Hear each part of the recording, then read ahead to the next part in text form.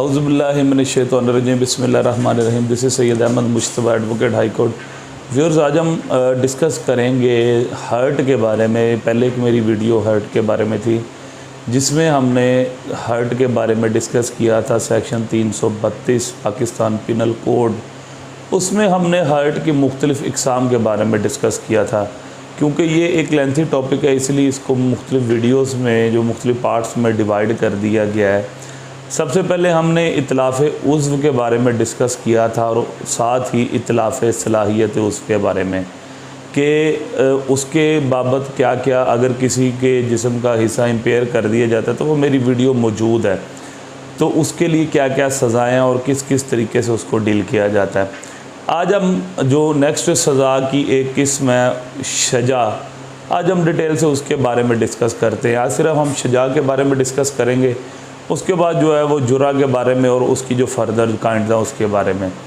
ये जो सजा है ये एक ऐसी काइंड है जो कि डील करती है ज़ख़म, अगर मिसाल के तौर पे इंसान के किसी भी शख्स के सर पे या ब्रेन पे या चेहरे पे, यानी कि ऐसा ज़ख़्म जो किसी लड़ाई के दौरान, जो किसी तशद्दुद के दौरान या किसी भी तरीके के साथ किसी दूसरे शख्स के सर पे, चेहरे पे या इस पूरे एरिया पे जो भी ज़ख़म किसी भी सूरत में आ जाए या स्कल पे आ जाए, तो उसको हम उसके लिए जो इस्तेमाल होता है वो सजा में डील करता है।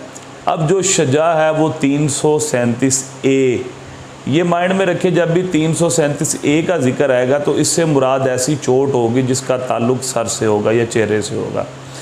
अब इसकी मुख्तलिफ़ काइंड्स आ जाती हैं आगे और उसकी डिफरेंट सज़ाएँ हैं। अब इनकी मैं आपको काइंड्स बताता हूँ। सबसे पहले सजाए खफीफ़ा है, फिर उसके बाद सजाए मदीहा, उसके बाद सजाए हशीमा, सजाए मुनाकिला, सजाए आमा और जो सबसे लास्ट है वो सजाए दामिया है। अब इनकी जो किस किस तरीके से कैसे कैसे इनको आपस में डिफ़रेंशिएट करते हैं, सबसे पहले जो है हम सजाए खफीफ़ा की बात करते हैं। सजाए खफीफ़ा 337A1 जो लगती है जब भी किसी में, ये आपने जब भी हर्ट की बात होगी तो आपने ये चीज़ माइंड में रखनी है।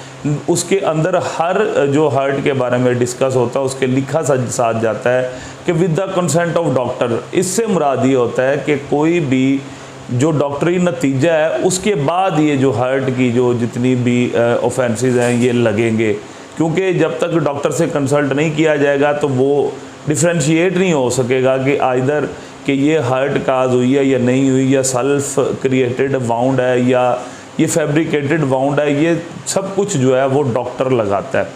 जब भी कोई लड़ाई होती है आपको पता है सबसे पहले आप मूव करते हैं पुलिस स्टेशन, तो वो वहाँ पे डॉक्टर बना के देते हैं। आप जाते हैं हॉस्पिटल, वहाँ पे डॉक्टर आपके जो जिस्म का कोई भी हिस्सा है या कट है या ज़ख़म है उसको वो मुकम्मल तौर पे अच्छी तरीके के साथ उसको सबसे पहले मुआयना करता है और उसको एग्ज़ामिन करने के बाद वो वहाँ पे एक मेडिकल बनाता है जिसको कहते हैं MLC, मेडिकल लीगल रिपोर्ट भी कह देते हैं उसको, मेडिकल लीगल सर्टिफिकेट भी कह देते हैं। उसके अंदर वो आपकी जो इंजरी नंबर 1 जितने भी ज़ख़्म आते हैं उनको वो डिटेल से लिखता है। इंजरी नंबर 1 में ये वाउंड है, इंजरी नंबर 2 में ये वाउंड है, इंजरी नंबर 3 जो है वो पैरों की है, इंजरी नंबर 4 जो है वो सर की है, इंजरी नंबर 5 जो है वो एब्डोमिनल की है। यानी कि वो सारी डिटेल के साथ वो अपनी सारी उसमें अपनी जो है वो एग्ज़ामिन करने के बाद अपनी डिटेल रिपोर्ट मुरतब देता है। और अगर कोई इंजरी जो है वो हड्डी के फ्रैक्चर होने के साथ रिलेट करे तो वो आगे लिख देता है कीप अंडर ऑब्जर्वेशन KUO, यानी कि ये इसके बारे में बाद में हम जो है ना after the examination of X-ray या रेडियोलॉजिस्ट की जो रिपोर्ट आएगी उसके बाद हम इसमें इंजरी जो है वो ऐड करेंगे। अच्छा, हम डिस्कस कर रहे थे 337A के बारे में। 337A सजाए खफीफ़ा कहलाती है। सजाए खफीफ़ा में ऐसी इंजरी, ऐसा वाउंड, ऐसा ज़ख़्म, ऐसा कट जो सर पे या चेहरे पे या सर वाले एरिया में किसी जगह पे भी आ जाए, लेकिन उसमें जो है वो आपकी जो सर की हड्डी एक्सपोज नहीं होती। ज़ख़्म तो है लेकिन वो ज़ख़्म इतना गहरा नहीं है कि आपकी हड्डी अंदर से नज़र आ रही हो, तो इसके बारे में जो है वो कानून कहता है कि 337A1 की जो सजाए खफीफ़ा जिसमें कट के दौरान अगर आपको हड्डी नज़र नहीं आ रही तो इसकी जो सज़ा है वो 2 साल है।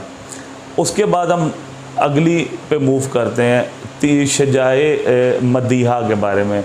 शजाए मदीहा जो है, इसको मदीहा ये मुख्तलिफ प्रोनाउंस करते हैं लोग, मादिया भी कहते हैं, कुछ भी कहते हैं, लेकिन शजाए मदीहा जो है उसमें बाकायदा तौर पे ऐसा वाउंड, ऐसा ज़ख्म जो सर पे या किसी भी जगह पे लग जाए, जो जिसका कट जो है वो आपको इस तरीके से लगे कि ज़ख्म की गहराई इतनी हो कि जब भी डॉक्टर मुआयना करे तो नीचे से जो ब्रेन की या स्कल की हड्डी नज़र आ रही हो।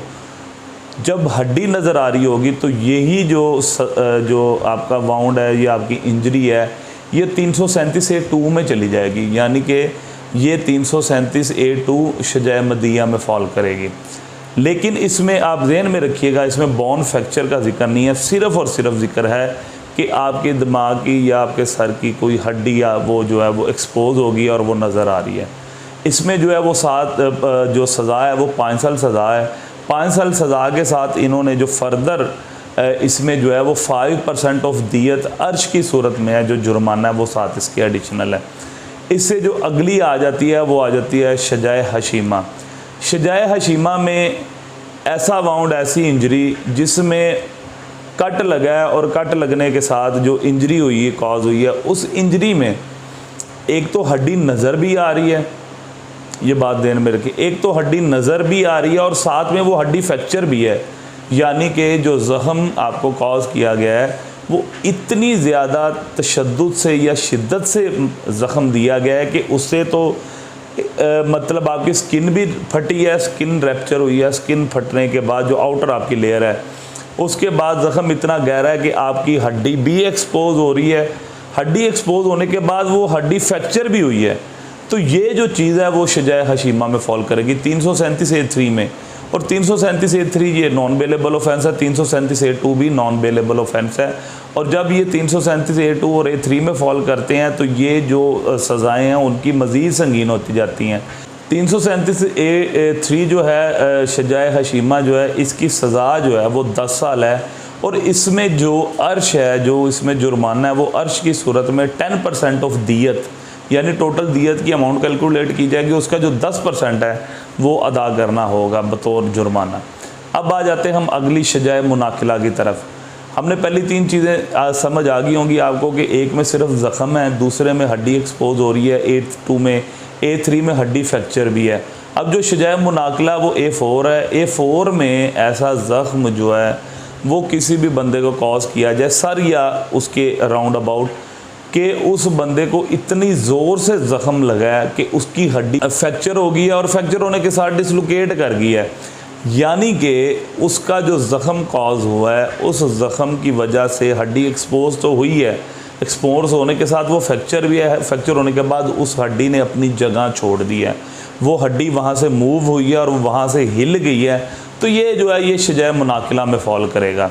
अब शजाए मुनाकिला जो सज़ा है वो कानून में 10 साल बताई गई है और 15% ऑफ दियत, पहले 5% था A2 में, A3 में 10% हो गया, A4 में जो है वो 15% ऑफ दियत जो है वो अर्श की सूरत में आपको साथ अदा करना होगा बतौर जुर्माना, अगर कोई भी क्राइम कमिट करता है तो। अब हम आते हैं नेक्स्ट 337A5 की तरफ।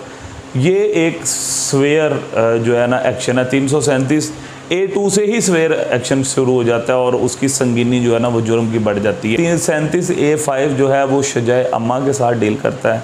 शजाए अम्मा में जो बाकायदा तौर पे ऐसे ज़ख्म का जिक्र किया गया है कि किसी भी सर पे चोट लगे और उसमें जो है वो ज़ख्म जो इतना गहरा हो कि उसे हड्डी ब्रेक होने के बाद, यानी जो स्कल है, ये स्कल पे चोट आई है और चोट इतनी गहरी आई है कि स्कल की हड्डी भी टूट गई है और वो डिसलोकेट कर गई है, यानी अपनी जगह से हट गई है।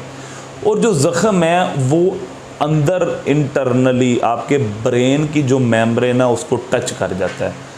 जब भी वो ज़ख्म आपके ब्रेन की मेम्ब्रेन को टच कर जाए, यानी हड्डी सिर्फ डिसलोकेट ना करे और वो जो ज़ख्म आया है वो जो आपको जो भी इंजरी काज हुई थी, जो भी वेपन यूज़ किया गया था, उस वेपन की वजह से वो आपके ब्रेन की मेम्ब्रेन को, आउटर लेयर की बात नहीं कर रहे हम, ब्रेन की लेयर की बात कर रहे हैं जो कि स्कल के अंदर है, उसको जब वो टच कर जाता है तो ये 337A5 सजाए आमा में ये डील करता है, और इसकी जो सज़ा है वो 14 साल कैद और साथ में 1/3 ऑफ दियत है। 14 साल कैद और 1/3 ऑफ दियत, ये सजाए आमा की सज़ा है। जो सबसे लास्ट है 337A6, जो सबसे ज़्यादा सवेर और सबसे ज़्यादा संगीन है, वो 337A6 सजाए दामिगा है। अब सजाए दामिगा में जो हम डील करते हैं वो बाकायदा तौर पे ऐसे वाउंड का और ऐसी इंजरी का जिक्र करते हैं, और ऐसे सजाए दामिया भी कहते हैं, कुछ इसको सजाए दामिगा भी कहते हैं, कुछ अपनी अपनी प्रोनाउंसिएशन है। अच्छा, इसमें अब जो डील करते हैं वो ऐसे ज़ख्म का जिक्र किया गया है कि कोई भी, चाहे वो शार्प वेपन यूज़ हुआ है, चाहे वो ब्लंट वेपन यूज़ हुआ है, उस वेपन के इस्तेमाल होने से फर्स्ट मेम्ब्रेन आउटर लेयर फट गई, उसके बाद हड्डी नज़र आ गई, हड्डी एक्सपोज होने के बाद हड्डी डिसलोकेट, फ्रैक्चर होगी, फ्रैक्चर होने के बाद डिसलोकेट कर गई, डिसलोकेट करने के बाद जो ज़ख्म है वो डायरेक्ट पहुंच गया मेम्ब्रेन तक, जो कि आपके ब्रेन की आउटर लेयर है, आउटर मेम्ब्रेन है, उसको उसने टच कर दिया। तो ये हमारी 337A5 तक क्लियर हो गया। अब 337A6 में जो ब्रेन की मेम्ब्रेन जिसको उसने टच किया है, अगर वो ज़ख्म उसको रैप्चर कर दे, रैप्चर से मुराद उसको फाड़ दे, उस को सिर्फ टच ना करे, साथ में उसको फाड़ भी दे, और नुकसान जो है वो आपके ब्रेन तक पहुंच गया और ब्रेन को जाके डैमेज किया उसने, तो ये 337A6 में फॉल करेगा। और कानून में जो इसकी सज़ा बताई गई है वो 14 साल कैद और अर्श की सूरत में 1.5 यानी कि दियत का आधा हिस्सा जो है वो इसकी सज़ा है, जो कि 337A6 की सज़ा जो है कानून में बताई गई है। तो व्यूअर्स, अब हम अपनी अगली कैटेगरीज़ की तरफ चलते हैं। उसका मैं आपको मुख्तसर तारफ़ दूंगा, लेकिन उसको डिटेल में अगली वीडियो में डिस्कस करूंगा। इसके बाद जो है वो आ जाती हैं हमारी जो हमारी अगली काइंड आ जाती है वो जुर्रा के नाम से है, जो कि हर्ट की नेक्स्ट काइंड है। पहले हमने इतलाफ़े उसको डिस्कस किया, इतलाफ़े सलाहियत उसको डिस्कस किया, अब हमने शजा को डिस्कस किया, इसके बाद आ जाता है जुर्रा। जुर्रा की आगे से फर्दर 2 काइंड्स है, जिसको पहली जो है वो जायफ़ा कहलाती है और दूसरी गैर जायफ़ा कहलाती है। जायफ़ा में जो भी आपकी एब्डोमिनल ट्रंक है, यानी कि आपके जिस्म के वो हिस्से जो वाइटल ऑर्गन है, जिसमें जो कि आपके सर से शुरू होकर आपकी टांगों तक जाते हैं, इस सारे हिस्से का जो जितनी भी आपको इंजरीज़ कॉज होंगी वो आपकी जायफ़ा में फ़ॉल करेंगी, और उसके बाद जो इसके अलावा जो इंजरीज़ होगी वो गैर जायफ़ा में फ़ॉल करेंगी। उसकी आगे फर्दर कैटेगरीज़ हैं, तो वो इंशाल्लाह मैं आपसे अगली वीडियो में डिस्कस करूँगा। इसी तरह हमारा चैनल देखते रहिए। Thank you so much. अल्लाह हाफ़िज़।